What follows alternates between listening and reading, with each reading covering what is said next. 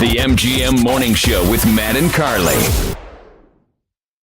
It is Taylor Momsen from The Pretty Reckless. How you feeling this morning, Taylor? Hey, I'm a little zonked. How about you? I'm doing good. I'm by myself today. Carly didn't come in. Oh, bummer. Well, she went to a show last night. It was a school night show. She went to see Bring Me the Horizon and Under Oath and Beartooth. All right. Cool. So she was... well, it's just you and me, buddy. I know. It's just us. She had a busy night of throwing elbows at strangers. That's what she was doing. Yeah, I get it. So I don't know if you remember, but when you were down in AC, I don't know how many years ago it was now, but it was for your after 21st birthday party. I got to hang out with you at the pool at Harrah's there for the night. Right, that was it was quite the night, and I totally remember. You do? All right. I was like, it was such a fun night. I was like, next thing I know, it's like, I'm getting home at 6 a.m. This is preposterous. I'm a morning radio DJ. I can't be out this late. But yeah, no, my apologies. But I have that tendency to keep people out a little past their bedtime. It was all in good fun. We shared stories. We drank a little whiskey. Oh, I remember, man. I remember. It was it was a good time. It was a good time. We should. Why don't we do that once a month? That's my question. My first question. Well, if I wasn't just, getting back from China, then maybe we would. Is that why you're able to call at this time? Because you're still on China time, so you're like in the afternoon or something right now? Well, it was a whole South American tour, but I honestly don't know what time zone I'm on at this time. Where are you? It wasn't actually China. It was That's not right. Does it all this touring? Because you've been doing a lot of worldwide touring with the Pretty Reckless. What is it just like a blur of seeing one country after another? Do you ever get to take a phone out and go out and take a couple of pictures of some stuff and maybe enjoy a country or two? Very rarely. You kind of see everything through a window, but that is kind of the cool thing about music and rock and roll is that you do get to the show itself. You get to kind of very much experience the people in a very kind of real and honest setting, which is I think an experience that a lot of people don't get to have. So I don't get to see the country itself very much. There's not a lot of touristy time, but you get to experience the people, and that's kind of amazing. If you do go out though, do you find do people recognize you, or do you kind of maybe put a ball cap on and tuck the hair back and go incognito? Apparently the ball cap doesn't work anymore. So. Oh no! No, you definitely. I definitely get seen and noticed, but it's exciting. I mean, it's flattering. I've got some security that I'm a pacifist, but it's easy to be a pacifist when you have security around. Now, the new album, Who You Selling For, out now, of course, couple singles already deep in this one. You still working did Kato work on this one with you too? He did. It's kind of like, it's the Beatles relationship. I think it's important to grow with the people that you work with. And do you find that I know the original reason you picked him is because, I guess as you were getting ready to, take this next journey in your career, that, you want to make sure you didn't go in any kind of pop direction. You felt Kato was he was a rock guy and you want to make a rock album. Well, we all love Soundgarden and we all love the Beatles. So why go anywhere else? Exactly. And I also noticed today, too, you were officially announced for Lollapalooza, so you're going to be part of that festival. And we are. Of course, you got the headlining tour. You'll be at the Starland Ballroom here in good old Jersey, May the 19th. I'll be going to that show, so if you want to keep me out till 6 a.m., it's a Saturday night, it's fine. I might. You never know. I know. I'm good with that. With a show like Starland, I mean, you're kind of close to home. Do you sleep in your own bed after that? Or I know you guys show in Philly the next day, but yeah, definitely not. I think once you go on the road, you kind of have to stay in the road mentality. If you go home in the middle, it kind of messes with your brain. You got to be in road warrior mode the entire time. Exactly.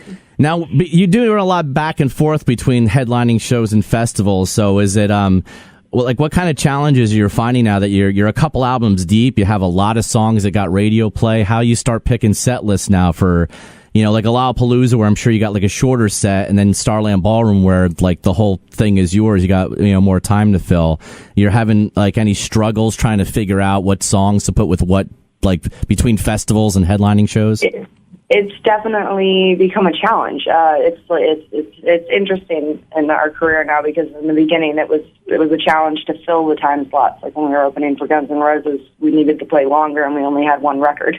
So we were already playing all the songs on the record and covers. And I was like, if we play any more covers, we're a cover band, so I don't know what to do.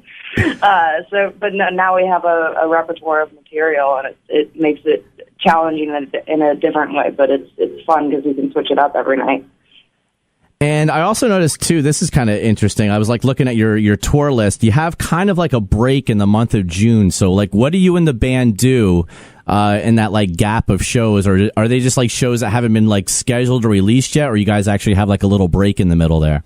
Not exactly a break, but rehearsals, and we're working on a bunch of different kind of video content projects at the moment, and rehearsals, and always writing, and keep on keeping on. Not exactly a break, it's just a touring break. And I got to give you credit, because it seems like, the Going to Hell tour, like after that was done, it didn't seem like too much, because I follow you on Instagram and all that stuff, and it seemed like, a week later you were back in the studio, like already working. Are you just like driven to just keep the pedal to the metal, so to speak? Yeah, I mean, it was about 6 months, but I don't really know what, because you always say, and music's not just a job, it's not just a hobby, it's my lifestyle. It's what I do all the time. So as soon as we got off the road from Going to Hell, Ben and I kind of dove into writing immediately, and we had a lot of things percolating before that. So we had a decent amount of material for the record written fairly quickly, and we kind of just jumped right into it, because it had been about 2.5 years, and going that long without creating something new as an artist, that you start to kind of lose your mind. And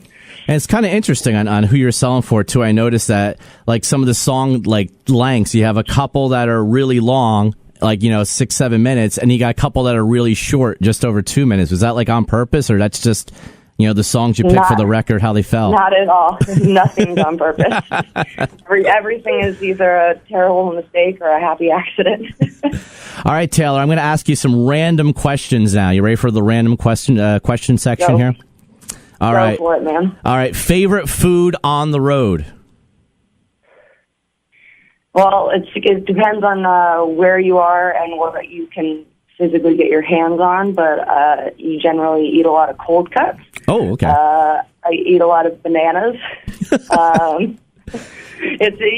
go with the safe foods. You never know where you're going to be. Now you know the rule with bananas, right? You're not supposed to make eye contact with anyone while eating a banana.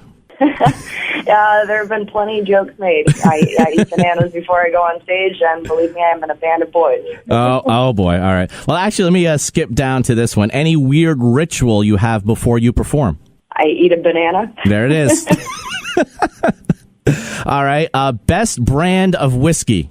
Well, I kind of like all whiskey, but I tend to go for Jameson. All right. That's good answer. You can never go wrong with the Irish favorite there. No. Let's see. Do you have any pump-up music before you go on? I know some bands will lock themselves on the bus or something and crank something up. Is there anything you listen to get you in the mood before you hit the stage? Well, it depends on the night, but it's usually Soundgarden, Bad Motorfinger.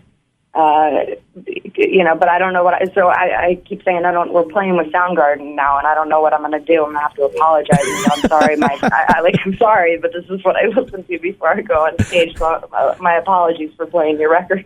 I'm sure they'll be very flattered with that. Or very annoyed. You never know. It's weird. I was actually years ago, I was on Tracy Gunn's tour bus from LA Guns. And he listened to Gary Wright's Dreamweaver before he went on stage. I thought that was kind of funny. Oh, that's interesting. Yeah. That was a very interesting choice for someone who was going to, play Rip and Tear or something like that. And my final random question, what is the best decade for music, 70s, 80s, 90s, or currently? I'm going to go 60s. 60s? Oh, that wasn't a choice, Taylor. That wasn't okay. 60s, 70s, 90s, 60s. Why do you like the 60s stuff so much? Well, the Beatles. The Beatles, I mean, okay. it's the Beatles, the Doors, the Who, Led Zeppelin. I mean, how can you beat the 60s? Well, you can't because they laid the foundation for everything we got going on today, pretty much, right? They absolutely did. I mean, without the 60s Renaissance, I don't know where music would be. All right. Well, I don't know if music would exist. I don't know if rock and roll would exist without the 60s. I don't want to keep you too long because I want to make sure we're good to go for Friday night at the Starland Ballroom, May 19th, because we're doing an all nighter that night. Just so you know. All right, I'm down. I'll bring a bunch of I'll sneak a bunch of airplane bottles of Jameson in my pockets. I'll get it through security. Be good to go. All right, sounds good. I mean, or you could just come backstage and have some of mine. That's true too. I don't want to be that guy, you know. I'm always like, I mean, I get to go backstage with this job a lot, but I don't want to be the guy that's like, hey, who's the radio DJ drinking all our beer? Nah, well, we've already broed down, so we're good. That's true. We've had our moments there at the pool at Harrah's, and I'm sad we didn't go swimming though. We should have done that.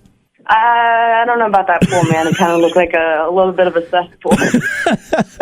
Well, they did they actually cleaned the pool the other day. They actually shut it down for a month. I think someone found a baby Ruth floating around in it. But anyway, Taylor Momsen. Maybe next time. All right, Taylor Momsen, the Pretty Reckless, the new album out now, Who You Selling For, and of course, looking forward to the Starland Ballroom show, May the 19th. And we'll give away some freebies. I'll bring some listeners up there. We'll have some friends with us.